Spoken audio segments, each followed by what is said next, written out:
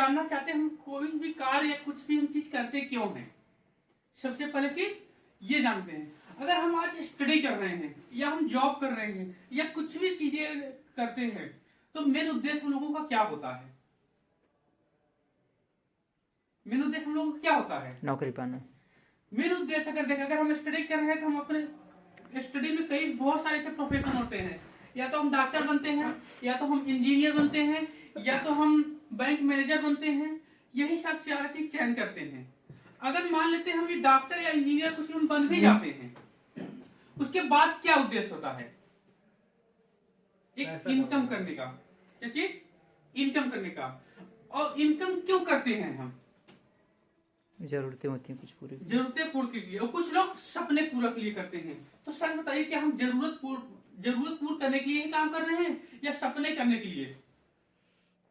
अगर मैं बात करूं तो सपनों को कंप्लीट करने के लिए। लेकिन मैं लिटरली बताऊं, आज की डेट में आप लोग जहां हम रहते हैं, आप रहते हैं, कितने ऐसे लोग हैं जो जॉब करते हैं और जॉब करके अपने सपनों को कंप्लीट कर पा रहे हैं। कुछ लोग ही ऐसे होंगे जो चीज को कर पाते हैं। आज मैं आपको एक ऐसे फार्मूला बताने वाला हूं, एक ऐसा टेक्निक बताने वाला हूं। तो उससे पहले मैं कुछ कैलकुलेशन जानना चाहता हूं कि देखता हूं कि आज के डेट में जनरेशन रियलिटी है क्या और जा कहां पर रही है। क्योंकि समय के साथ हमें बदलना बहुत जरूरी होता है। अगर हम समय के साथ नहीं बदलते हैं ना तो हम डे बाय बैक जाते हैं। तो उसको हम सबसे पहले जान लेते हैं। तो जानने से पहले अगर हम बात करें तो हिस्ट्री से उठाते हैं आपको, हिस्ट्री से अगर देखा जाए तो सबसे बड़ी बात, आज हमारा जो भी अगर जनरेशन, सबसे पहले देखा जाए तो हंटिंग एज था। आप लोगों को पता होगा, आप लोगों को पता है हंटिंग। यहाँ पे हम लोग क्या करते थे शुरुआत में, जब हंटिंग में हम लोग शिकार करते थे, मारते थे, खाते थे, यही करते थे। लेकिन सभी लोग नहीं, शुरुआत में कुछ लोगों ने काम को करना स्टार्ट किया था। बात बराबर है कि नहीं। मैं मानता हूं चलो सिर्फ 5% लोग ऐसे ही होंगे जिन्होंने रिस्क लिया, चलो ठीक है मांस खाते हैं, कुछ लोग घास फूस खा रहे होंगे और कुछ लोगों ने मांस खाना स्टार्ट किया।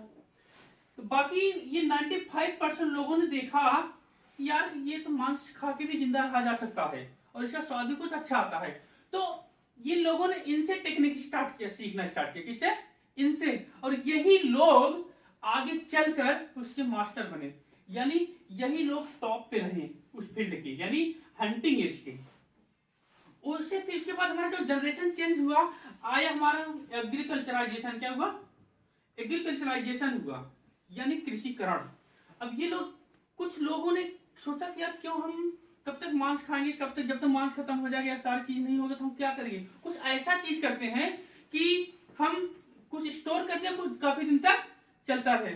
तो कुछ लोगों ने क्या किया, खेती करना स्टार्ट कर दिया। क्या किया, खेती करना स्टार्ट कर दिया। तो सभी लोग नहीं आए, कुछ लोग नहीं है, 5% लोगों ने ही आया। ये 5% लोगों ने रिस्क लिया, चलो ठीक है हम इस काम को करना स्टार्ट करते हैं, देखते कितना बड़ा होता है। अच्छा होगा तो हमारा एक फ्यूचर डिसाइड करेगा, अगर नहीं हुआ तो हम हंटिंग तो कर ही रहे हैं। तो इन्होंने रिस्क लिया। बाद में जब ये लोग अच्छा करने लगे, इनको उसका प्रॉफिट मिलने लगा, लॉस मिलने लगा, ये 95% लोगों ने सोचा यार ये काम तो हम भी कर सकते हैं। लेकिन बाद में वो 95% लोग आए, लेकिन शुरुआत जिसने किया था उस फील्ड का वही हीरो था, वही उस फील्ड में उस जनरेशन में टॉप किया था। और जो ये लोग सोचे मैं नहीं, मुझे नहीं करना है, वो एक जनरेशन पीछे थे। और वैसे ही एग्रीकल्चराइजेशन पर इंडस्ट्रियलाइजेशन हुआ। क्या हुआ, इंडस्ट्रियलाइजेशन हुआ, यानी औद्योगिक क्षेत्र हुआ। यानी लोग अब सोचिए यार मैं खेती कर रहा हूं, कुछ ऐसा काम करूं कि ये ज्यादा से ज्यादा लोगों को एक चीज रोजगार मिल सके, ज्यादा से ज्यादा लोग कर सके। तो उसके लिए सभी लोगों ने नहीं, कुछ लोगों ने ही आया। अगर मैं बात करूं तो 5% लोग यहाँ पर भी रिस्क लेना स्टार्ट किया कि चलो हम कुछ ऐसा करते हैं। आज मैं बात करूं, लोगों को लगा यार इंडस्ट्री डालने से या कुछ ऐसी चीज कर लेने से बहुत सारा विकास होता है, बहुत सारा हम लोगों को रोजगार दे सकते हैं, बहुत सारी चीज कर सकते हैं। तो बाद में ये लोग भी ऑप्ट किए, लेकिन शुरुआत में नहीं। शुरुआत में लोगों को लगा कि हमारा लॉस हो जाएगा, हम जाएंगे, ऐसा होता है कि नहीं होता है, नेगेटिविटी पॉइंट देखे, लेकिन इन्होंने रिस्क लिया। और उसके बाद इंडस्ट्रियलाइजेशन के बाद आईटी सेक्टर आया। क्या आया, ये हमारा चौथा जनरेशन, आईटी सेक्टर। तो यहाँ पर भी लोग आईटी सेक्टर आप लोगों को अच्छे से पता होगा, कंप्यूटर, सॉफ्टवेयर, मोबाइल, ये कम्युनिकेशन सेक्टर से सारी चीजें अगर हम देखा ऐड किया गया, क्या सभी लोगों ने आया था? नहीं, शुरू के 4 से 5% लोगों ने इस सिस्टम को ऑप्ट किया। आपको अच्छे से पता होगा, बिल गेट्स को भी जानते होंगे, बहुत सारे ऐसे सॉफ्टवेयर इंजीनियर है जो उन्होंने आईटी सेक्टर को पहले स्टार्टअप किया, आज वही टॉप पे हैं। बाद में सभी लोग आए, आपको अच्छे से पता होगा, सभी लोग यूज करते हैं, लैपटॉप यूज करते हैं, मोबाइल यूज करते हैं, फोन से यूज करते हैं, ऑनलाइन सर्विसेज सारी चीज यूज कर रहे हैं। लेकिन शुरुआत में जो लोग आए थे 5% लोग, गारंटी शुरू में जो लोग आए थे आज वही लोग इस सेक्टर में टॉप पे हैं। आज उसी चीज को अगर देखा जाए तो जो आज का जो जनरेशन है प्रेजेंट टाइम का, अगर हम अपने आप को नहीं बदलेंगे, कल की डेट में बदलना पड़ेगा। ये लोग आ रहे हैं कि नहीं आ रहे हैं 95% के बाद? क्यों? कुछ लोग उसका निर्माण करते हैं, कुछ लोग उस चीज का सर्विस लेते हैं।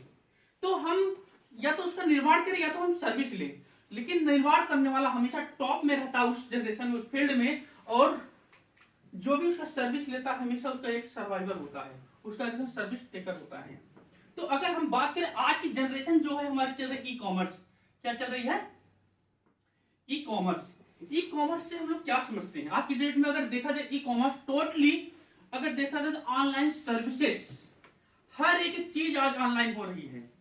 चाहे हम मोबाइल फोन लेते हो, चाहे हम कोई भी चीज शॉपिंग करते हैं, कुछ भी चीज लेते हैं, तो टोटली अगर देखा जाए तो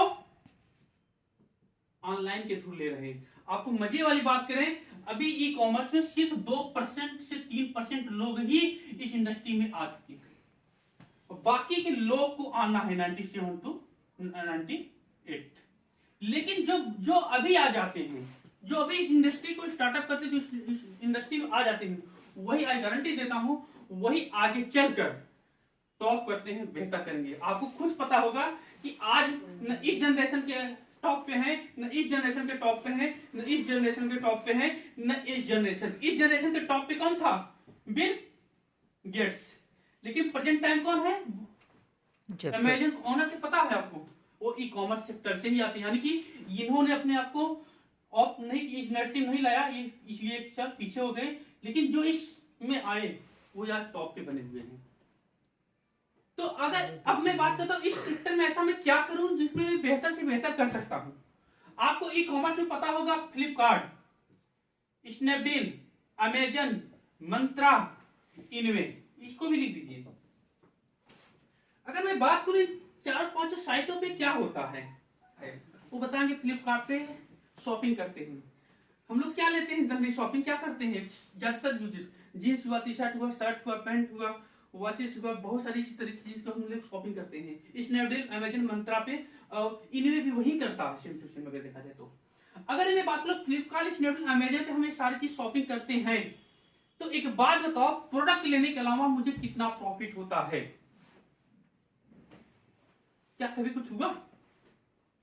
नहीं ना। लेकिन मैं आपको एक ऐसे साइट के बारे में बताने जा रहा हूं जिसका नाम इनवे है, जो आपको सर्विस तो देता ही देता है, आपको एक इतना बड़ा इनकम करने का मौका देता है, जिससे आप आसानी से अपने जॉब करते हुए, अपने स्टडी करते हुए उस चीज को कंप्लीट करने चल जाते हैं। क्या आप लोग जानना चाहते हैं? बिल्कुल।